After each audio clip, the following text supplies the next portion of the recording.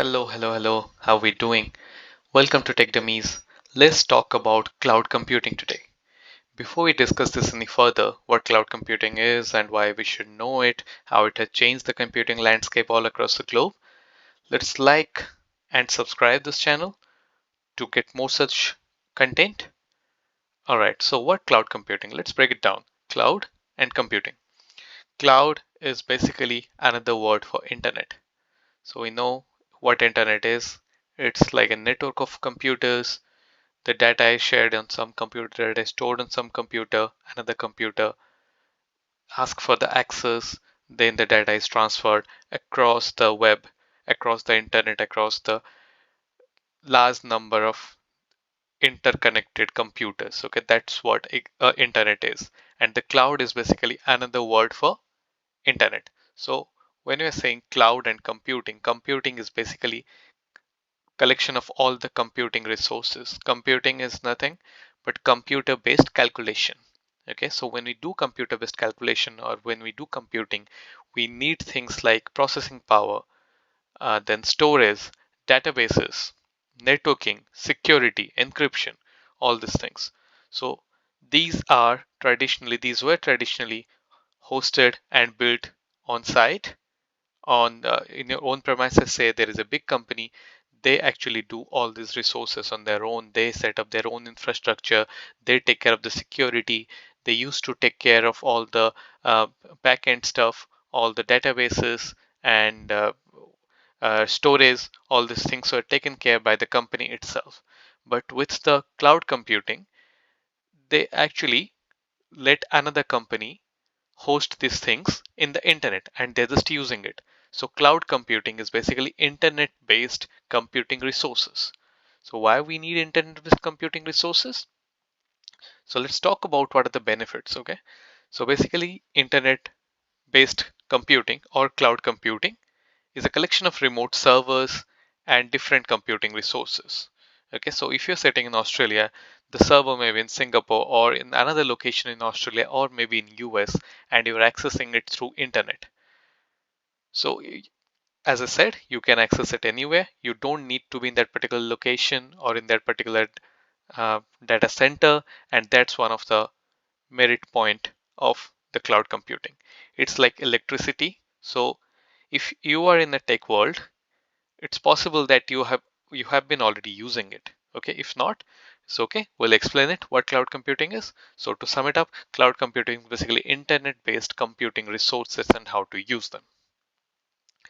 So cloud computing is nothing new. It has been there. The concept of computing, the concept of this cloud or internet based computing has been there since 1960s, but the modern cloud computing came in 2000, and AWS or Amazon Web Services was the first company to introduce it. Okay, that's right, AWS is the first company to introduce cloud computing, and we have now a lot of companies like GCP, Google Cloud Computing, Azure, Microsoft Azure Cloud Computing, IBM Cloud Computing, and Oracle Cloud Computing. A lot of companies are into cloud computing now, but AWS was the boss. They started it. So why should we use cloud computing?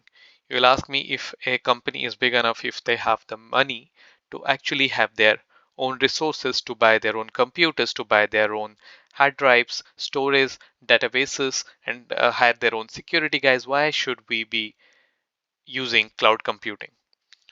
So first of all, it helps in cost saving. Okay, you don't need to invest upfront on all the infrastructure setup, on security, resources, and all other things. You just start small with one server, two server, whatever you need, and then when you need more resources, you can scale it up. Scalability is another thing of and the merit point of cloud computing, advantage of cloud computing. So if you only need two server, just use those two server and you pay for that. If tomorrow your demand grows and you need 20 server, then you get those 20 server and pay for those 20 server. And again, after that, if you don't need those 20 servers, just need 5 servers, you again get back to 5 servers and you pay accordingly. So basically the model is pay what you use, and you don't need to invest upfront for the resources and for people to manage them, for data center, for locations. You don't need to pay all that. So cost savings and scalability, as I said, You can scale it up or scale it down depending on your need. Reliability. So you are just making sure one of the tech giants like AWS, Google, or Azure is applying enterprise grade security on your data, which is very difficult for small to medium companies to actually implement those kind of security, right? So when you trust the big guys, the big tech companies to take care of your data, take care of your security, then you are pretty much secure. So reliability is another advantage of cloud computing. Collaboration, right? So when you are limited by the company's resources, then you need to connect to VPN and access those virtual machines on your system, access those resources on your system. But when you use cloud computing, you can just access it anywhere with an internet connection. For example, if you're using some Azure based resources or AWS based resources, you just need to log into the Azure or AWS portal, AWS console, use your company provided credential, and you're good to go. You can use all the resources that are available to you. Okay, so no need of VPN connection, no need to get into your company network and use all that. So you can collaborate from anywhere.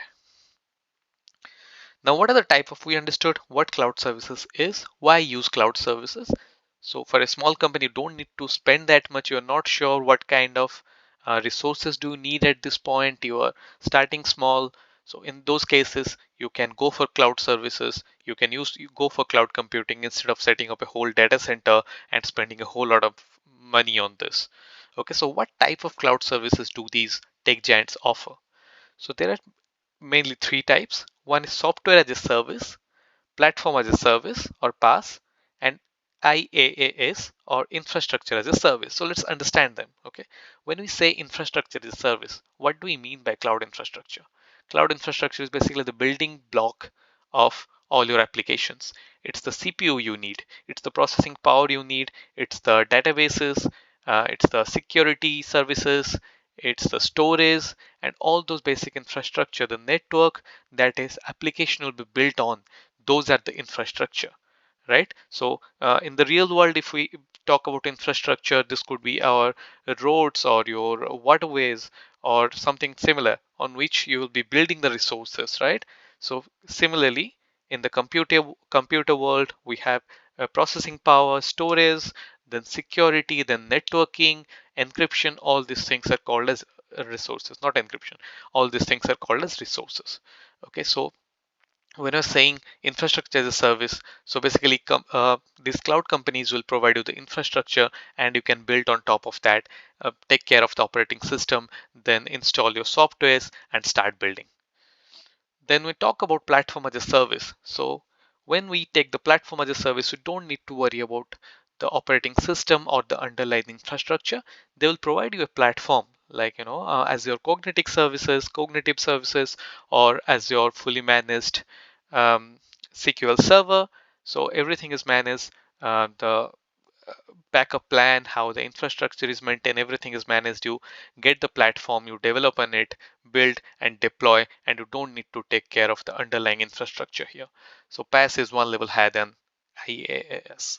Now talking about the software as a service. So you don't need to take care of the platform, you don't need to take care of the infrastructure, you just get to use the software like Microsoft 365, Outlook, and your PowerPoint and your Gmail. All these are example of software as a service. You don't need to worry about how the infrastructure is managed, how the platform is managed, nothing. So it's again one level higher than platform as a service. Okay, let's talking about these things a little bit of detail. Infrastructure as a service, you manage, as I said, the operating system, the applications, the middleware, the data, everything you manage. They just manage the computer itself or the processor itself. Okay, the operating system, application, middleware, data, everything is managed by you. So provider manages again the physical server. So it's virtual, I agree, but at their data center, AWS or Azure data center, there is actually a physical server. Okay, it's not all actually on the cloud. It's actually on a data center, a remote data center, and you are using it over the internet. So storage system again provider will manage, networking, virtualization, everything will be managed by provider. So example is AWS EC2, Microsoft Azure Virtual Machine, Google Compute Engine. So basically these are the virtual machines offered by these cloud providers. Then talking about platform as a service. So Again, they will provide you a platform. You focus on building the apps without worrying about the underlying infrastructure. They handle the middleware. They streamline the deployment. Uh, you can just push the code directly to production after building it. So this is platform as a service for you. And a few examples I provided before. Talking about SaaS again, it's a complete package. You don't need to worry about the platform. You don't need to worry about the infrastructure, and you just use those application out of box. And the popular examples are Microsoft 365, Salesforce, Google Workspace, Dropbox. So it's a ready-made application that you can use without worrying about where the data is going, what platform is it using, and what infrastructure is it based on, what software, what operating system does it use. So you don't need to worry anything about that. It's a subscription based. Like for Microsoft 365 per user, you will be paying 20 USD or something. And if you have 10 users in your company or 50 users in your company, you pay accordingly and just use it. You don't need to worry about how they're managing it. Okay. Access from any device with no compatibility concern. So these things you can access from a MacBook, from a Linux computer, from a uh, mobile phone, from your tab. So this can be accessed from anywhere. So this is how convenient your cloud computing is. Okay, so we'll get to some real world cloud examples as well. We talked a lot about cloud computing. You saw how it is beneficial rather than the traditional computing, and how small or medium sized companies don't want to spend a lot of money and they go for this cloud computing. These are growing in numbers, and the need for the uh, cloud professionals like cloud engineer, cloud architect, solution architect, cloud security person, these are growing tremendously. So real world example, Netflix, you must have like used Netflix at some point of in your life. And for entertainment, Netflix is using cloud infrastructure.